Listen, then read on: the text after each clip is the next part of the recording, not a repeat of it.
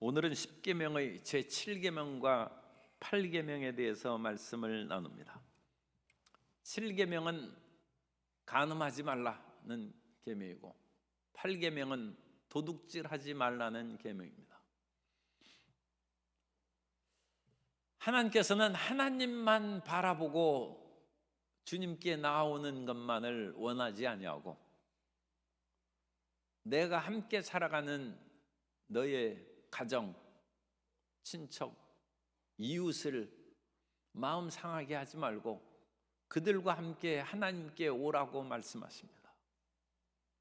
그래서 십자가는 하나님과 우리 사이의 수직적인 관계와 이웃과의 수평적인 관계가 어울려져 십자가의 수직과 수평이 만나서 십자가를 이루는 것입니다.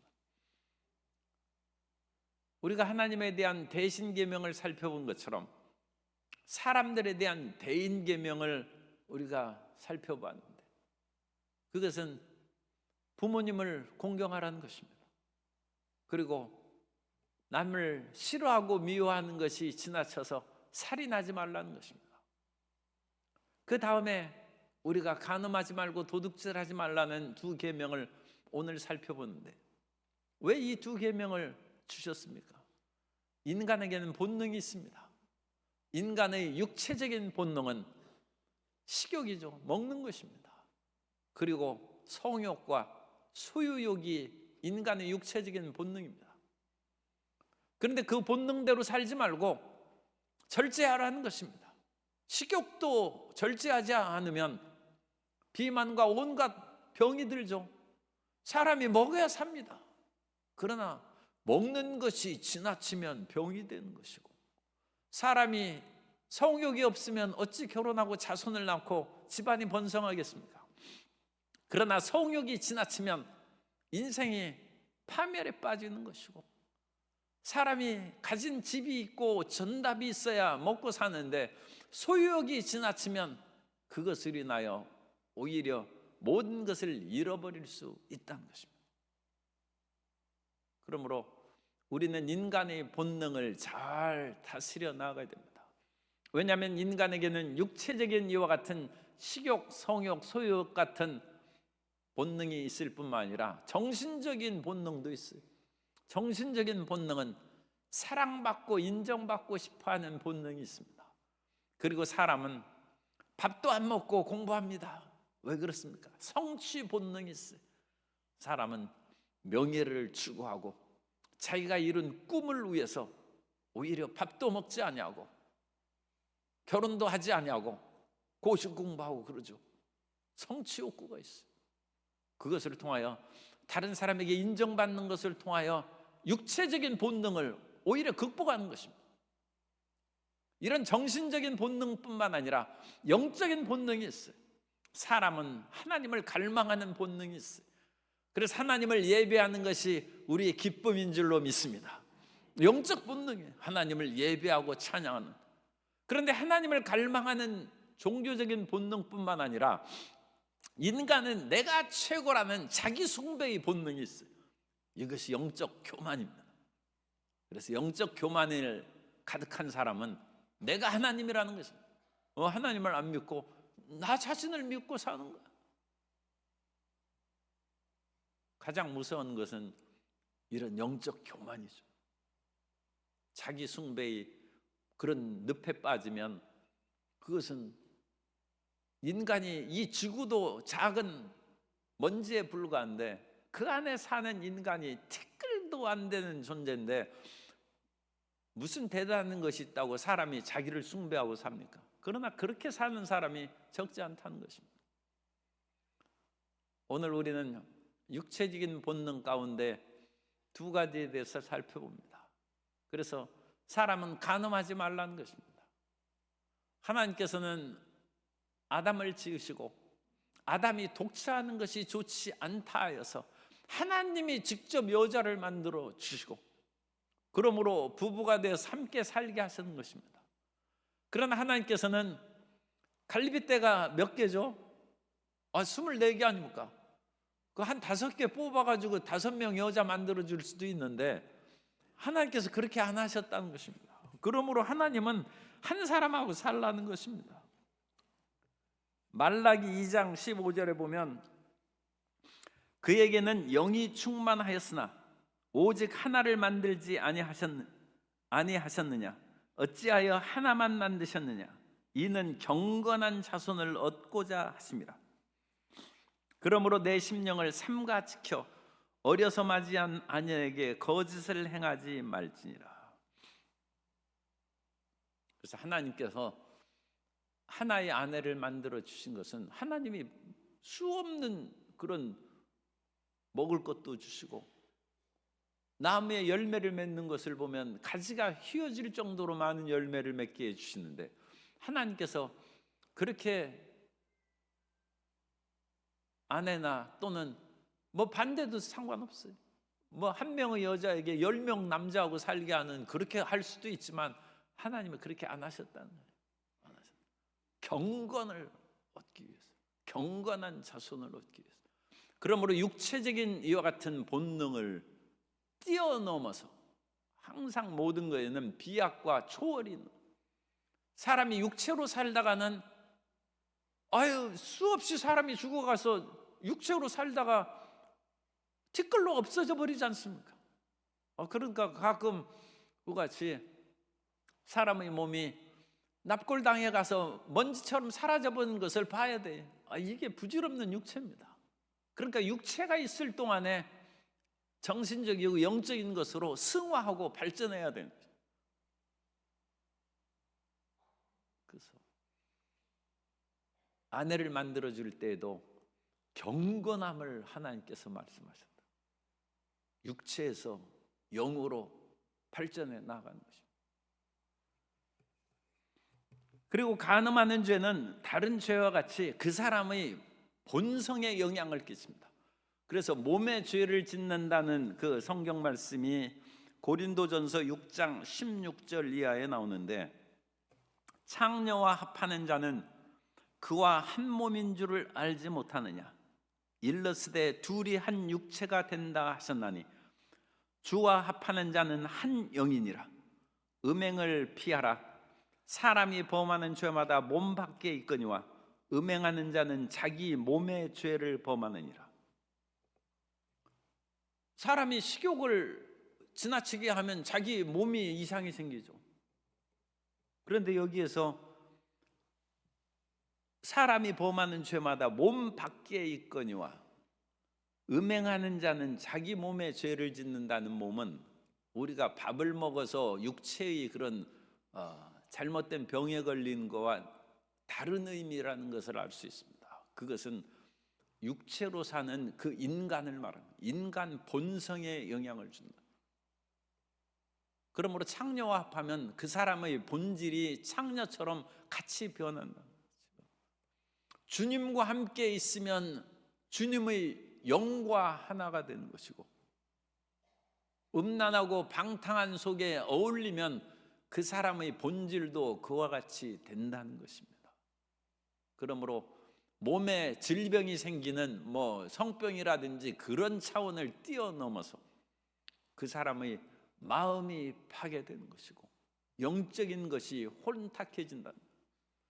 사람이 여러 가지 간음과 음란한 그런 행동에 빠지면 여러 가지 그런 성적 도착 증세가 생기고 다양한 그런 부작용의 그와 같은 일이 생겨서 정상적인 그와 같은 성적인 삶을 살지 못하는 일들이 많습니다. 그러니까 그런 경우에는 기도로 치료할 뿐만 아니라 정신 상담을 해야 되고 또 여러 가지 약물로 치료해야 됩니다. 그래서 그 심신을 한꺼번에 치료하지 않으면 그같이 잘못된 것에서 벗어나지 못합니다. 전자팔찌 씌우고 그같이 접근 금지시킨다고 되는 것이 아니라, 그러니까 그런 사람이 한 명 생기면 그 사람을 치료하는데 엄청난 사람의 노력과 에너지, 재원이 소모되는 것이죠. 그러니까 그 사람은 자기의 육체의 욕구, 이 충족을 위해서 온 집안의 재산을 다 털어먹는, 마치 도박에 빠진 사람이 온 집안의 재산을 다 없애버리는 것처럼 그 간음이나 음란의 그런 속에 빠진 사람은 집안을 패가망신시킵니다. 왜냐하면 그 육체와 심신이 다 병들기 때문입니다. 그리고 사람이 육체의 그런 관계를 많이 한다고 행복하는 것이 아니에요. 우리가 흔히 하는 얘기로 물질이 많으면 행복할 것인가 해서 그렇지 않다는 걸 우리가 알고 있지 않습니까? 우리가 물질이 좀 부족하니까 좀 많이 있으면 행복할 것 같아도 우리나라에 지금 세계 15위 경제권인데 우리나라 행복지수가 굉장히 낮아요. 오히려 이 네팔 사람은 듣지 말아야 되는데 네팔같이 경제 우리보다 훨씬 그 열악한 나라인데 행복지수는 우리나라보다 더 높다는 거예요. 그러니까 물질이 많다고 행복한 것이 아니죠. 마찬가지로 이와 같이 육체적인 물질이 그것이죠. 수많은 여자나 남자와 관계를 한다고 해서 행복해지지 않는다는 거예요.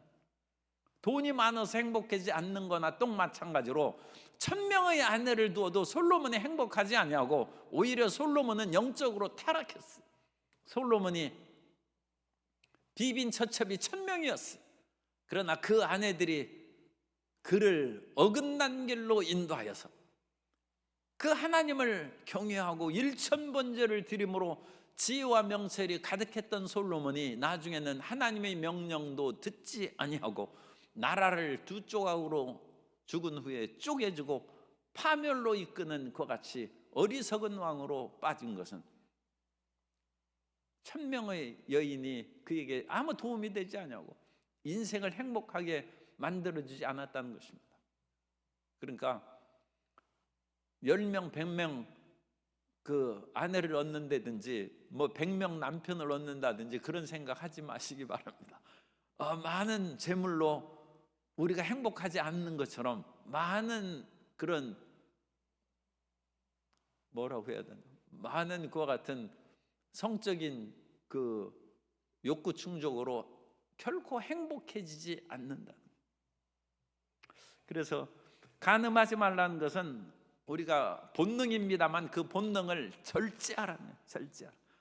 따라서 간음을 이기는 부부 생활을 해야 되는데 창세기 2장 24절에 보면 이러므로 남자가 부모를 떠나 그의 아내와 합하여 둘이 한 몸을 이룰지로다. 그래서 남자가 부모를 떠나 그 아내와 합하여 둘이 한 몸을 이룬다. 그래서 부부 일심동체에 대한 근거로 많이 얘기를 합니다. 그런데 여기에서의 한 몸은 그야말로 육체 바사르, 히브리어로 그냥 몸입니다. 왜냐하면 아담의 갈비뼈가 24개 있었는데 그 하나가 주님께서 뽑으셔서 그것으로 아내 하와를 만드셨어요. 그러므로 하와를 얻음으로 갈비뼈 하나가 채워져서 그래서 온전한 한 몸이 되는 거예요.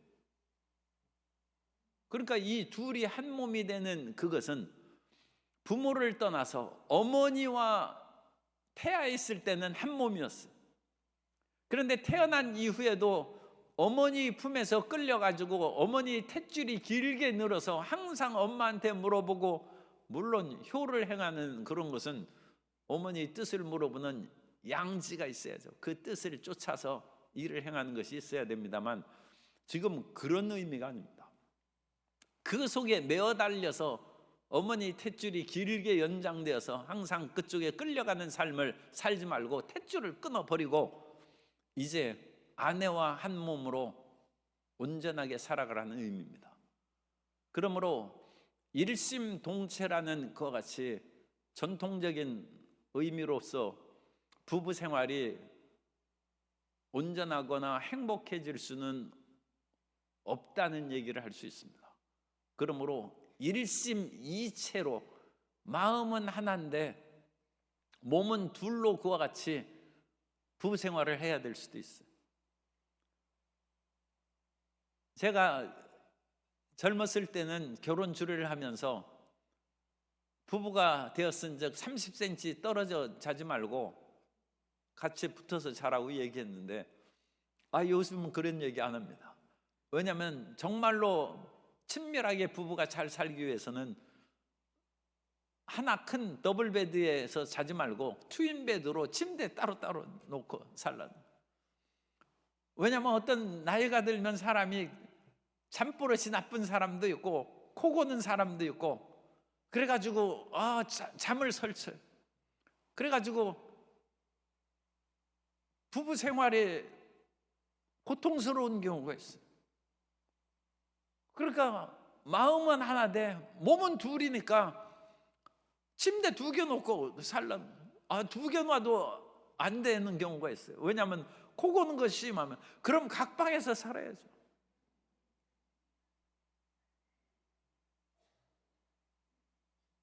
그러지 그것으로 억지로 붙어서 살면 둘이 못 산다고 이제 그거 오히려 이혼 사유가 될 수 있어요.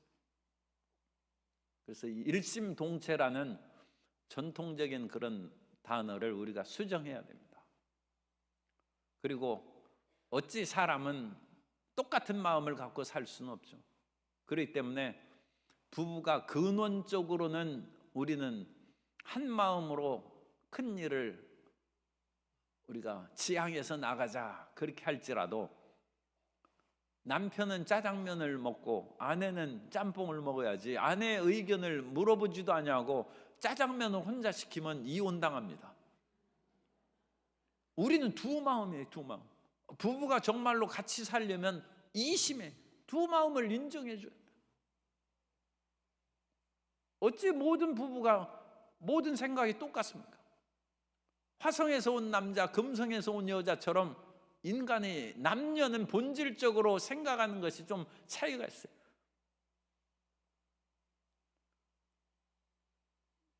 어떤 그 대부분의 여자들이 그렇습니다만 바퀴벌레나 뭐 그런 거 이렇게 해가지고 깜짝 놀라고 그러는데, 남자는 그걸 보고 이런 걸 무슨 손으로 이렇게 잡아가지고 딱, 아니 그런 남자가 있어야 집안을 청소하고 그러지, 남자도 여자 뒤에 숨고 그러면 어떡하겠어요? 그냥 서로 성격이 다르고 이런 모든 것이 차이가 있는 거예요. 그래서 인심에 서로 마음이 다릅니다. 그래서 그 속에 서로를 인정하고 조화를 이루는 삶이 오히려 행복한 부부 생활을 할 수 있다. 행복한 부부 생활을 할 수 있고, 자기를 인정하지 않는 그런 경우로 말미암아 다른 자기를 인정해 주는 사람에게 마음을 뺏길 수가 있어요. 그러면 부부가 온전하게 살아가지 못하고 이제 잘못하면 간음의 죄에 빠진 거예요.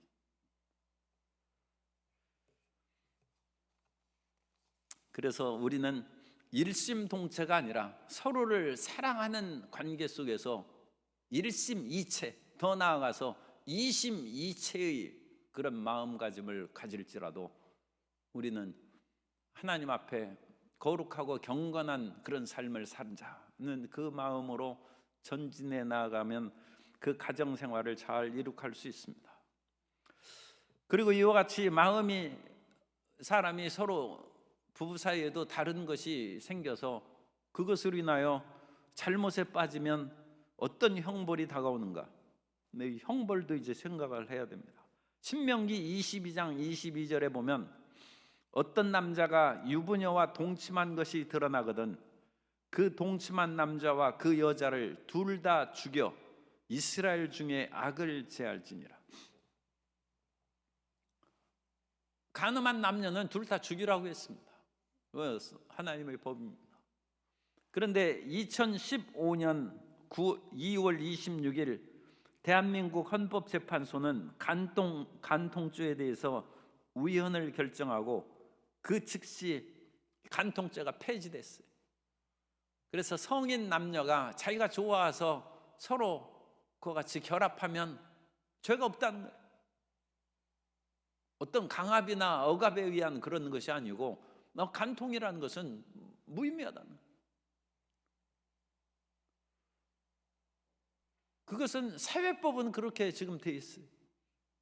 그러나 제가 읽어드린 신명기 22장 22절에서는 그 동침한 남자와 그 여자를 둘 다 죽여 이스라엘 중에 악을 제할지니. 여기는 이스라엘입니다.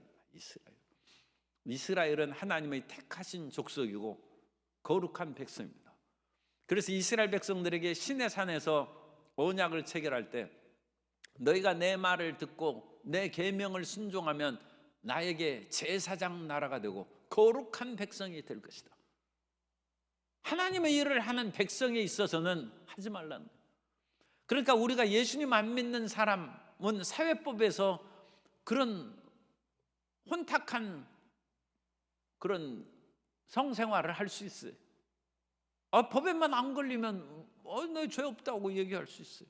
그러나 예수님을 믿는 사람은, 거룩한 하나님의 자녀는 그렇게 해서는 하나님한테 혼난다는 거죠. 이스라엘 중에 그 악을 제거할, 성경에 그렇게 이제 가르쳐주고 있습니다. 그러므로 우리는 예수님을 믿는 사람답게 거룩한 삶으로 나아가야 될 줄로 믿습니다.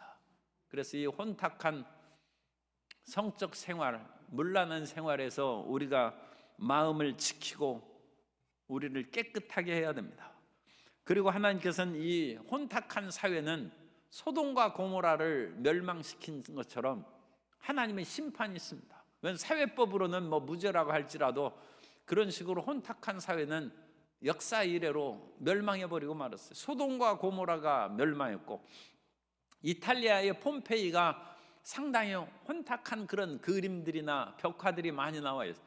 그런데 그 폼페이가 화산이 폭발해가지고 다 화산재로 덮여서 도시가 아예 파멸되고 말았어요.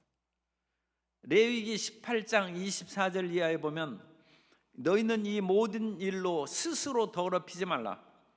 내가 너희 앞에서 쫓아내는 족속들이 이 모든 일로 말미암아 더럽혀졌고 그 땅도 더러워졌느니라. 내가 그 악으로 말미암아 벌하고 그 땅도 스스로 그 주민을 토하여 내느니라.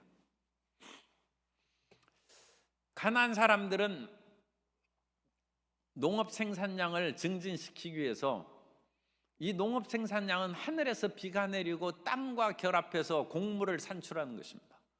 그런 것은 일종의 남녀관계하고 비유할 수 있어요. 그래서 그런 가나안의 그 같은 생산 증식을 위한 풍요 축제를 할 때 그 농민들과 그 같은 성전의 그런 창녀들이 있습니다. 이 가나안에 그와 같이 성적 결합을 함으로써 그와 같이 풍요를 기원하는 거예요. 그것은 자기가 먹고 사는 곡식의 풍요를 얻고 짐승들이 새끼를 많이 낳도록 하는 일종의 그런 마법과 같은 주술의식이죠. 그러니까 그런 식으로 자기들이 살아오고 이런 식으로 말미암아 우리가 먹을 것을 얻고 생활의 풍족함을 얻었다 생각했지만 하나님께서는 결국 가나안을 하나도 남기지 말고 다 멸절시키라고. 하나님의 뜻에 어긋나고 하나님이 주인이시죠. 인간 스스로 괜찮다 해서 되는 것이 아니라 지구의 주인은 하나님이시고 이 모든 사회의 그런 행동에 대하여 최종 심판을 내리는 것은 하나님이시라. 그래서 사회법으로 간통죄가 폐지됐다고 해서 그 무죄한 것이 아니라 하나님께서는 그러한 나라가 되고 그러한 땅이 되면 그 땅을 정화시켜서 다 없애버릴 수 있다는 거예요. 그래서 우리가 그것을 기억해야 되고, 예수님 믿는 사람은 이제 더 말할 것도 없죠. 그래서 예수님 믿는 사람들이 이러한 성적인 방종을 제어하는 빛과 소금의 역할을 우리가 수행해야 된다는 것입니다. 그리고 사람들이 개인적으로 음란에 빠지면 가난하게 되고 결국 먹을 것이 하나도 없어진다고 성경은 말씀합니다.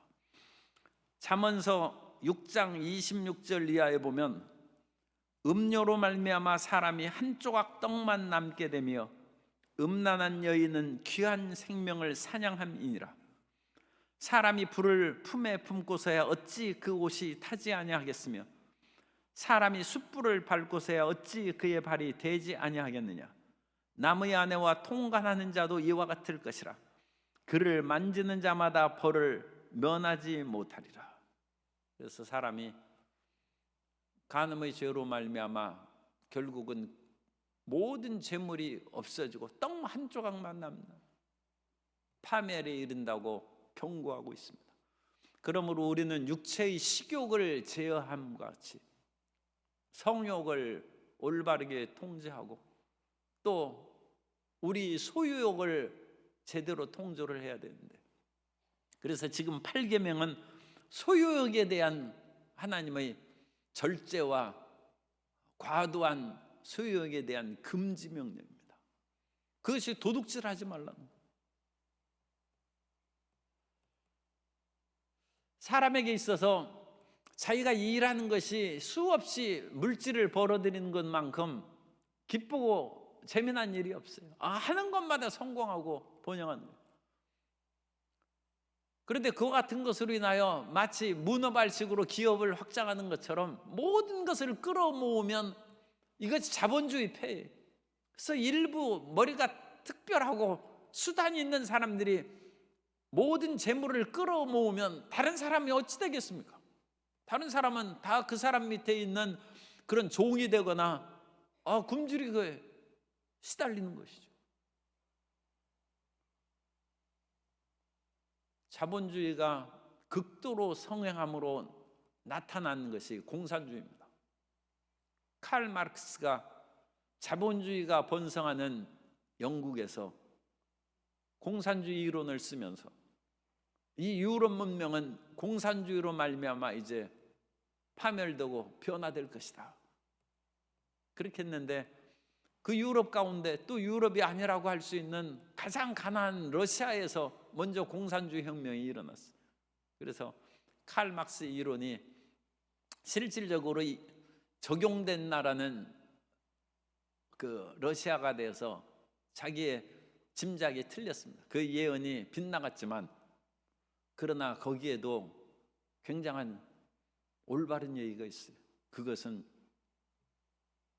기업가가 아무리 탁월한 재주가 있어서 모든 재물을 끌어모은다 할지라도 그것으로 인하여 행복이 계속되지는 않고 완전히 그 사회가 뒤집어질 수 있다는 거예요. 남미나 그런 적지 않은 나라에서 일부 자본가들이, 재벌들이 모든 돈을 끌어모음으로 이 수많은 대중들이 가난하게 되고 그야말로 무지랭이 같은 험악한 인생을 살아갔어요. 그런 나라들이 선거나 다른 구테타로 말미암아 공산화로 변해버렸어요. 공산국가가 생겼는 거예요. 그리고 모든 그 재벌들이 재물이 다 몰수되고, 원래 공산주의는 이론적으로는 똑같이 나눈다고 하지만 실질적으로는 당원들이 더 많이 또 차지하고 있는 것이죠. 그러나 어쨌든 당원들이 차지하는 것은 자기들은 감추어 놓아서 잘 안 보이게 하고, 일반 거대한 재벌들이 재물을 다 빼앗고 땅을 빼앗아서 사람들에게 똑같이 나눠주는 거예요. 그러니까 사람들이 그 속에 빠져들어가서 공산주의가 퍼져나가는 것입니다. 이것은 사람들이 도둑질 하지 말라는 제8계명을 지키지 않았기 때문입니다. 이 도둑질 하지 말라는 것은 남의 모든 물건이나 재산을 훔치지 말라는 것입니다. 뿐만 아니라 눈에 보이는 물건뿐만 아니라 그 사람의 가진 노동력과 시간, 모든 역량들을 빼앗는 것도 도둑질하는 것입니다. 소위 말해서 노동 착취죠. 그런 것도 도둑질하는 것이라는 거예요. 그래서 우리는 눈에 보이는 그 사람의 어떤 물건을 단순히 도둑질하는 것도 금해야 될 뿐 아니라 그 사람의 시간을 도둑질해서도 안 되고, 그 사람의 일한 업적을 도둑질해서도 안 되고, 일을 많이 시키고 월급은 적게 줌으로써 노동력을 빼앗는 것도, 그것이 다 도둑질하는 것입니다. 그래서 이런 그 도둑질하지 말라는 그런 금지 명령을 현대 사회에 잘 적용하면 빈부의 격차가 많이 줄어들고 사회에 서로 비교 의식으로 말미암은 불행이 많이 사라지게 되는 것입니다. 도둑질하지 말라는 그런 계명이 확장되어서 하면 사람을 도둑질하는 그것이 있어요. 그건 인신매매입니다. 사람의 물건뿐만 아니라 아예 그 사람을 그냥 도둑질하는. 옛날부터 인신매매가 성경에도 나옵니다. 인신매매하는 사람은 성경에서 죽이라고 얘기했는데 사람을 도둑질하는 거예요. 신명기 24장 7절에 보면, 신명기 24장 7절에 사람이 자기 형제 곧 이스라엘 자손 중 한 사람을 유인하여 종으로 삼거나 판 것이 발견되면 그 유인한 자를 죽일지니 이같이 하여 너희 중에서 악을 제할지니라. 옛날에 정신이 약간 그와 같이 둔해서 그냥 밥만 주면 뭐 되는 사람이 있어요. 그런 사람들 데려다가 농장이나 염전이나 그런 데서 강제 노동을 시키는. 밥만 주면 돼. 그 잘 뭐 계산도 못해. 어마어마하게 일을 시키면서 그냥 밥이나 주고 짐승처럼 그거 같이 5년 10년을 부려먹는. 그 사람을 도둑질한 거예요. 심지어 건강한 사람도 붙잡아다가 해외에 팔아버린 거예요. 뭐 이런 건 꼭 맞는 얘기는 아닙니다만 어쨌든 그냥 원양어선 그런 데다 팔아버린 거예요. 그래가지고 이 바다 한가운데 있으니까 도망도 못 가. 거기서 시킨 대로 죽어라고 일만 하는 거예요. 이 물고기 잡고 금을 던지고 그것을 하는 것이 얼마나 힘듭니까? 그런 일을 그렇게 강제로 시키는 거예요. 인신매매단이 붙잡아다 그런 데다 팔아버리는 거예요. 신명기가 나타난 이 수천 년부터 사람들이 사람의 물건을 도둑질하는 그런 것, 이것은 오히려 작은 거예요. 그 사람을 통째로 그냥 붙잡아다가 그냥 팔아먹는 그런 도둑질을, 엄청난 큰 도둑이죠. 그런데 성경은 이런 유괴범은 사형에 처. 그 사람의 모든 힘과 능력과 영혼을 파멸시키는 심각한 죄입니다. 심각한 죄이기 때문에 그 사람은 살려두지 말라는 것입니다. 그래서 출애굽기 21장 16절에 사람을 납치한 자가 그 사람을 팔았든지 자기 수하에 이제 두어서 종으로 부리든지 그를 반드시 죽일지니라. 납치범이나 인신매매범은 하나님이 사형에 처하라는 것입니다. 그런데 우리가 이제 또 참 어려운 문제인데, 시간과 노동력을 착취하는 그것도 도둑질하는 거예요. 사람이 8시간 일하면 그 8시간 일하는 거에 대한 대가를 줘야 되는데 5시간밖에 일한 대가를 준다면 3시간을 뺏어먹는 것이죠. 시간을 도둑질하는 거예요. 아니 자기가 줄 돈이 없으면 5시간만 일을 시켜야죠. 그런데 8시간 일을 시키고 나는 5시간밖에 줄 돈 없다 해서 그 돈밖에 안 주면 3시간을 그 사람은 뺏긴 것이죠.